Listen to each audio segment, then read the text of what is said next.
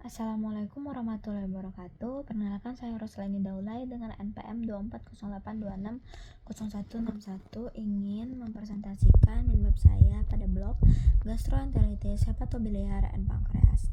Di sini saya mengambil judul gastritis, di mana saya pertama akan menjelaskan tentang etiologinya, di mana etiologi yang pertama itu karena infeksi disebabkan oleh bakteri Helicobacter pylori, di mana bakteri ini merusak lapisan pelindung mukosa lambung sehingga asam lambung dapat dengan mudah mengiritasi dinding lambung. Yang kedua itu karena obat-obatan, yaitu karena golongan obat NSAID seperti aspirin, ibuprofen, diclofenac, naproxen. Terus ada juga dia karena iritasi kimia, dimana karena alkohol, rokok, konsumsi kopi berlebih, makanan pedas. Terus ada juga karena makan asam, makanan yang terlalu asam, terus terlalu sering makan yang panas. Terus dia juga karena stres fisiologis seperti mengalami trauma berat, sepsis. Lalu ada juga karena autoimun, di mana antibodi menyerang sel parietal lambung, menyebabkan penurunan asam lambung dan faktor intrinsik. Selanjutnya saya akan menjelaskan faktor risiko dari gastritis. Yang pertama itu ada infeksi, disebabkan karena infeksi Helicobacter pylori. Terjadinya karena sanitasi yang buruk dan kepadatan penduduk. Lalu karena obat-obatan, di mana penggunaan NSAID jangka panjang, terus kombinasi obat NSAID dengan kortikosteroid. Yang ketiga karena gaya hidup, seringnya konsumsi alkohol, merokok, konsumsi kopi berlebih, terus pola makan yang tidak teratur. Lalu ada juga dia karena stres, dia mengalami stres fisik berat seperti trauma, luka bakar, sepsis. Terus karena faktor individu, bisa jadi dia karena usia lanjut, terus mengalami riwayat gastritis atau tukak peptikum. Terus juga dia bisa mengalami riwayat penyakit kronik seperti gagal ginjal, penyakit hati. Terus juga karena gangguan autoimun, di mana riwayat penyakit autoimun seperti anemia. Lalu selanjutnya, setelah faktor risiko, saya akan menjelaskan tentang patofisiologi. Jadi sini saya akan menjelaskan tentang patofisiologi dari gastritis. Pertama, mekanismenya itu dia karena infeksi H. pylori, di mana bakterinya ini menempel pada dinding mukosa lambung sehingga menghasilkan urease. Terjadilah amonia yang menyebabkan kerusakan epitel. Di sini karena kerusakan epitel, jadi tubuh kita ini mengaktifkan respon inflamasi, maka terjadi gastritis kronik, terus terjadinya atrofi mukosa, terus terjadinya penurunan sel parietal. Terus di sini ada juga karena penggunaan NSAID. Dia ini karena menghambat COX, lalu menurunnya prostaglandin, menurunnya produksi mukus dan bikarbonat, terus menurunnya aliran darah mukosa. Lalu mukosa ini rentan terhadap asam sehingga menyebabkan erosi dan perdarahan. Terus bisa juga karena stres fisiologis. Dia ini karena hipoperfusi mukosa lambung, karena iskemia menyebabkan kerusakan barier mukosa, asam lambung memperparah cedera menyebabkan erosi akut. Lalu ada juga karena gastritis autoimun, di mana autoantibodi menyerang sel parietal sehingga menurunkan asam lambung dan faktor intrinsik. Lalu terjadinya gangguan pada absorpsi vitamin B12, makanya dia bisa menyebabkan anemia. Contohnya anemia defisiensi B12. Lalu di sini saya akan menjelaskan tentang farmakologinya, di mana farmakologi gastritis. Dia ini yang pertama antasida. Contohnya dia itu bisa aluminium hidroksida, magnesium hidroksida, kalsium karbonat.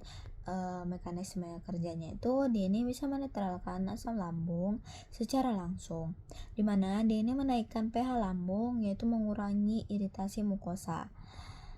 Efeknya itu dia cepat, terus durasinya juga singkat. dan obat ini cuma untuk gejala yang ringan.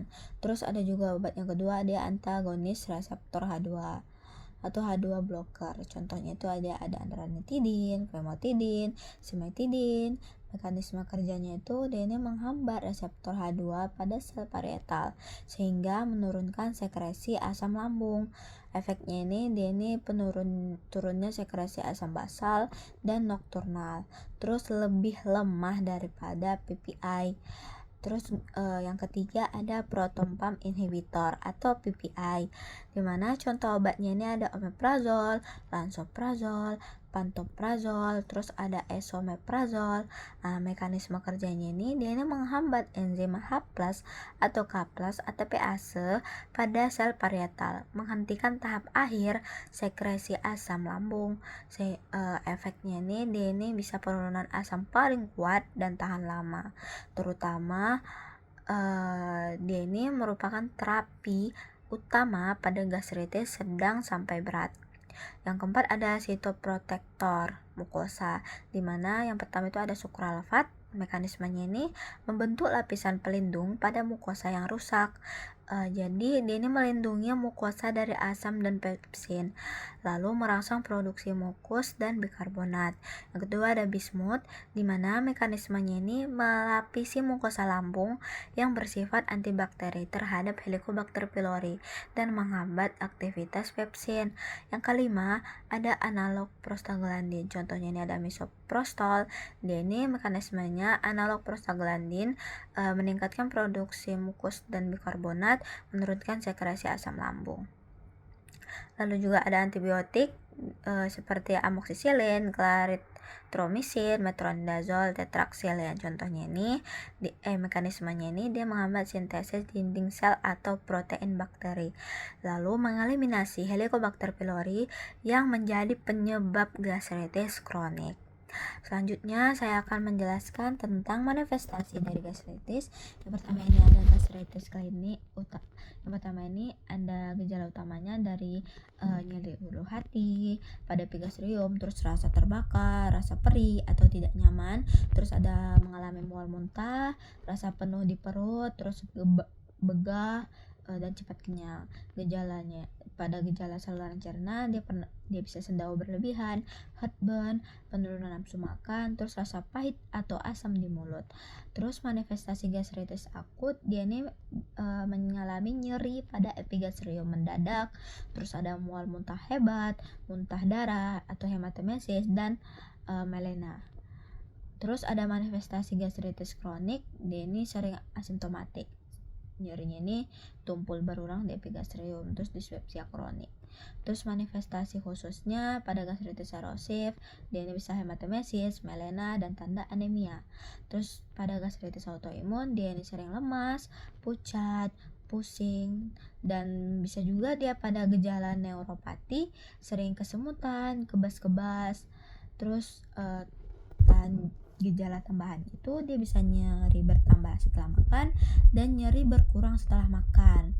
Terus nyerinya ini bisa juga bertambah dengan alkohol atau obat NSAID, dan nyerinya ini berkurang dengan antasida.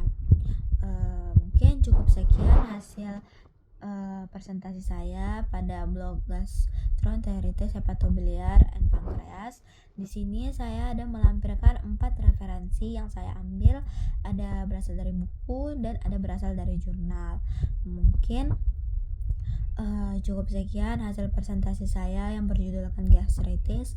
Apabila ada kesilapan atau kesalahan kata saya dalam presentasi berikut, saya memohon maaf. Billahi taufiq wal hidayah. Assalamualaikum warahmatullahi wabarakatuh.